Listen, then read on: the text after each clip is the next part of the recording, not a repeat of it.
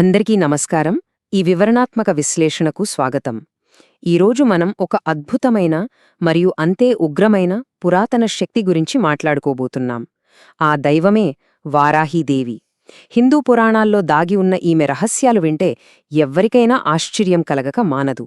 సరే, ఇక ఏమాత్రం ఆలస్యం చేయకుండా ఈ ఆశ్చర్యకరమైన వాస్తవాల లోతుల్లోకి మనం ప్రయాణిద్దాం. ముందుగా అసలు విషయానికి వద్దాం. వారాహిదేవి ఆరాధన గురించి మనకు ఎదురయ్యే అతి పెద్ద మొట్టమొదటి ప్రశ్న ఒకటుంది. అదేంటంటే, ఎక్కడైనా దేవాలయాలు పగటిపూట తెరిచి ఉంటాయి, అవునా? కాని ఈ అమ్మవారి ఆలయాలు మాత్రం పగటిపూట పూర్తిగా మూసివేయబడి ఉంటాయి. కేవలం రాత్రిపూట మాత్రమే పూజిస్తారు. ఇంత కఠినమైన నియమం వెనుకున్న అసలు కారణమేంటి? ఇది తెలుసుకోవాలి అంటే మనం పురాణాల పుటలను కొంచెం వెనక్కి తిరిగేయాలి. ఈ రహస్యాన్ని ఛేదించాలంటే ముందుగా సప్తమాతృకల గురించి మనం అర్థం చేసుకోవాలి. సప్తమాతృకలు అంటే 7 అమ్మవారులు. వీళ్ళు సాధారణ దేవతలు కారు సుమా. సాక్షాత్తు ఆదిశక్తి స్వరూపమైన దుర్గాదేవి దేహం నుండే ఉద్భవించిన మహాశక్తులు వేరు. సృష్టిలోని అజేయమైన రాక్షస మూకలను అంతం చేయడానికి పుట్టుకొచ్చిన అత్యంత తీవ్రమైన తాంత్రిక శక్తులివి. ఆ శక్తి పరిమాణాన్ని మనం కనీసం ఊహించలేము కూడా. ఒకసారి ఆ 7 అమ్మవార్ల పేర్లను గమనిద్దాం. బ్రహ్మాణి, వైష్ణవి, మహేశ్వరి, ఇంద్రాణి, కౌమారి, వారాహి మరియు చాముండి.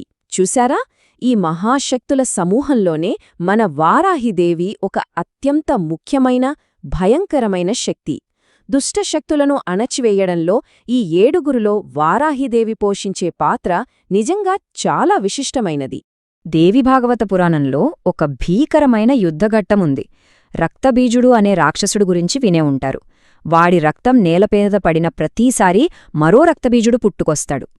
ఆ అంతులేని రాక్షస సైన్యాన్ని ఆపడానికే దుర్గాదేవి ఈ సప్తమాతృకలను సృష్టించింది. ఆ యుద్ధంలో వారాహిదేవి ఎంత ఉగ్రరూపం దాల్చిందంటే, శత్రువుల శవాలమీద కూర్చుని తన పదునైన దంతాలతో రాక్షసులను అక్షరాలా చీల్చి చెండాడింది.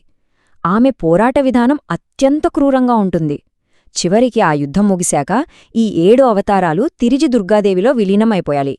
ఇప్పుడు ఇంకొక ఆసక్తికరమైన కథ చూద్దాం. భాగవత పురాణంలో హిరణ్యాక్షుడు అనే రాక్షసుడు వారాహీదేవి కోసం కఠోర తపస్సు చేశాడు. ఆమె ప్రత్యక్షమైనప్పుడు తనకు చావు లేకుండా అమరత్వం కావాలని అడిగాడు. దేవి ఒప్పుకోలేదు. అప్పుడు వాడు ఎంత తెలివిగా ఆలోచించాడంటే, సరే అయితే వారాహీదేవి చేతిలో తప్ప మరెవరి చేతిలో తనకు మరణం ఉండకూడదని వరమడిగాడు. తీరా వరం పొందాక, నేను నీ భక్తుణ్ణి కదా, కాబట్టి నువ్వు నన్ను ఎలాగూ చంపలేవు అని మెలికపెట్టాడు. చూసారా, అజేయతను సాధించానని ఎంతలా భ్రమపడ్డాడో. పురాతన గ్రంథాల్లో ఇలాంటి లాజిక్స్ భలే ఆసక్తికరంగా ఉంటాయి. మరి చెడు అంత తెలివిగా ప్రవర్తిస్తే దైవశక్తి ఊరుకుంటుందా? బ్యాలెన్స్ చేయడానికి ఎప్పుడూ ఒక మార్గాన్ని వెతుకుతుంది. ఇక్కడే అసలు అద్భుతం జరిగింది. ఆ రాక్షసుడి మెలికను ఛేదించడానికి సాక్షాత్తు వారాహి అమ్మవారి దేహం నుండే శ్రీ మహావిష్ణువు అవతారమైన వరాహస్వామి ఉద్భవించాడు. పుట్టుకొచ్చి ఆ హిరణ్యాక్షుడిని సంహరించి ధర్మాన్ని నిలబెట్టాడు. ఇదొక అద్భుతమైన మలుపు కదా. అయితే ఈ దేవీ ప్రస్తావన కేవలం ఒక్క గ్రంథానికే పరిమితం కాలేదు. ఉదాహరణకు మత్స్య పురాణంలో శివుని చెమట నుండి పుట్టిన అంధకాసురుడు అనే రాక్షసుడిని సంహరించడానికి సాక్షాత్తు పరమశివుడే వారాహి అమ్మవారిని స్మరించాడట. అలాగే వామన పురాణంలో చూస్తే ఈమె చండికాదేవి వీపు భాగం నుండి ఉద్భవించినట్లు స్పష్టంగా వర్ణించబడింది. శత్రువుల పాలిట అంతిమ వినాశకారినిగా ఈ పురాణాలన్నీ ఆమెను కీర్తిస్తున్నాయి. ఇక్కడ మనం ఒక ముఖ్యమైన విషయాన్ని, ఒక పెద్ద అపోహను క్లియర్ చేసుకోవాలి. చాలామంది ఏమనుకుంటారంటే, పేర్లు కలవడం వల్ల వరాహస్వామియే వారాహి అమ్మవారి భర్త అని పొరబడతారు. కాని అది నిజం కాదు. వాస్తవానికి సప్తమాతృకలు పార్వతీదేవి నుండి ఎలా వచ్చారో, అష్టభైరవులు శివుని నుండి అలా ఉద్భవించారు. ఈ 8 మంది భైరవుల్లో ఒకరైన ఉన్మత్త భైరవుడు మాత్రమే వారాహీదేవికి అసలైన భర్త. పురాణాల పట్ల మన అవగాహన స్పష్టంగా ఉండటం ఎంత ముఖ్యమో ఇది తెలియచేస్తుంది. ఇక అత్యంత ప్రామాణికమైన ఒక ఆధారం గురించి మాట్లాడుకోవాలి. ఇది నేరుగా ప్రసిద్ధ లలితా సహస్రనామం నుండి తీసుకోబడింది. అందులో కిరిచక్రరథారూఢ దండనాథ పురస్కృత అనే ఒక అద్భుతమైన శ్లోకముంటుంది. అసలీ పురాతన గ్రంథాలలోని ప్రతి అక్షరం ఆమె స్థానాన్ని ఎంత పవర్ఫుల్గా నిర్ధారిస్తుందో తెలుసా? ఆ శ్లోకం వెనుక ఉన్న అసలు అర్థమేంటో ఇప్పుడు చూద్దాం. దీని అర్థమేమిటంటే ఈ దేవత అడవి పందులచే వరాహాల ద్వారా లాగబడుతున్న రథం మీద కూర్చుని ఉంటుంది. లలితాదేవి యొక్క సమస్త అశ్వ గజ రథ సైన్యాలకు ఈమె సర్వసైన్యాధ్యక్షురాలు, అంటే కమాండర్ ఇన్ చీఫ్ అన్నమాట. ఎప్పుడూ చేతిలో దండం ధరించి ఉండి అత్యంత క్రూరమైన విషంగుడు అనే రాక్షసుడిని సంహరించి లలితాదేవికి ఆనందాన్ని కలిగించిందని ఈ గ్రంథాలు స్పష్టం చేస్తున్నాయి.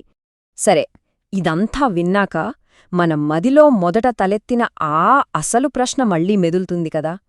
ఏంటంటే, ఇంతటి శక్తివంతమైన దేవత ఆలయాలు పగటిపూట పూర్తిగా మూసివేస్తే మరి ఆ పగటి సమయంలో అమ్మవారు ఎక్కడ ఉంటారు, అసలు ఏం చేస్తుంటారు? దీని సమాధానం తెలిస్తే నిజంగా గూస్బంప్సొస్తాయి. గుడి మూసివేయబడిన ఆ పగటి సమయంలో వారాహిదేవి నిశ్శబ్దంగా గ్రామాల గుండా సంచారం చేస్తుందట. ఈ లోకంలోని కంటికి కనిపించని దుష్టశక్తుల నుండి, ప్రమాదాల నుండి సాధారణ ప్రజలను రక్షించడానికి ఆమె స్వయంగా గస్తీ తిరుగుతూ ఉంటుందని నమ్మకం. అంటే పగటిపూట ఆమె గుడిలో ఉండదు, కాని అదృశ్య రూపంలో మన చుట్టూనే ఉండి కాపాడుతూ ఉంటుంది. ఇక ఇప్పుడు ఈ పురాతన శక్తి కేవలం కథల్లోనే కాదు, ఆధునిక కాలంలో కూడా ఎంత సజీవంగా ఉందో తెలిపే ఒక పవిత్రమైన ప్రదేశానికి వెళ్దాం. అదే మన కాశీనగరంలోని ఒక ప్రత్యేకమైన ఆలయం. ఈ కాశీ ఆలయంలో నియమాలు చూస్తే మామూలుగా ఉండవు, అత్యంత కఠినంగా ఉంటాయి. ఈ గుడిలోని అమ్మవారి భారీ విగ్రహం భూమి మీద కాకుండా పూర్తిగా పాతాళంలో ఉంటుంది. ప్రతిరోజూ కేవలం రాత్రిపూట లేదా తెల్లవారుజామున ఒక 2-3 గంటలు మాత్రమే ఆలయాన్ని తెరుస్తారు. అండ్ మోస్ట్ ఇంపార్టెంట్ థింగ్, ఈ ఉగ్రరూపాన్ని ఎవరూ నేరుగా కళ్లతో చూడకూడదు. అది ఖచ్చితంగా నిషేధం. దేవస్థానం వాళ్లు ఏర్పాటు చేసిన 2 చిన్న రంధ్రాల గుండా మాత్రమే భక్తులు లోపల ఉన్న దేవిని దర్శించుకోవాలి. ఇక్కడే అసలు ప్రశ్న వస్తుంది, ఈ నియమాలను ఎందుకు అంత కఠినంగా అమలు చేస్తున్నారు? ఒకవేళ ఎవరైనా ఈ హెచ్చరికలను పెడచెవిన పెట్టి ఉల్లంఘిస్తే ఏమవుతుంది? పాతాళంలోకి వెళ్లి ఆ విగ్రహాన్ని నేరుగా చూస్తే నిజంగా ఏం జరుగుతుంది? ఇది చెప్పడానికి కొంచెం బాధాకరమైన, అక్కడే జరిగిన ఒక విషాదకరమైన వాస్తవ సంఘటన గురించి మనం మాట్లాడుకోవాలి. ఒకసారి కొత్తగా పెళ్లైన దంపతులు ఆ ఆలయానికి వచ్చారు. అమ్మవారి శక్తిని తట్టుకోలేరు అని అర్చకుడు ఎంతగా వారిస్తున్నా వినకుండా గొడవపడి మరీ ఆ పాతాళంలోకి వెళ్లారు. ఆ ఉగ్ర స్వరూపాన్ని నేరుగా చూసిన కొద్ది క్షణాల్లోనే ఆ జంట అక్కడికక్కడే మరణించారు.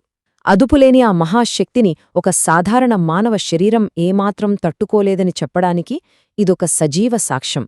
సో, ఈ ఎక్స్ప్లెయినర్ ముగించే ముందు ఆలోచించాల్సిన ఒక ముఖ్యమైన విషయముంది.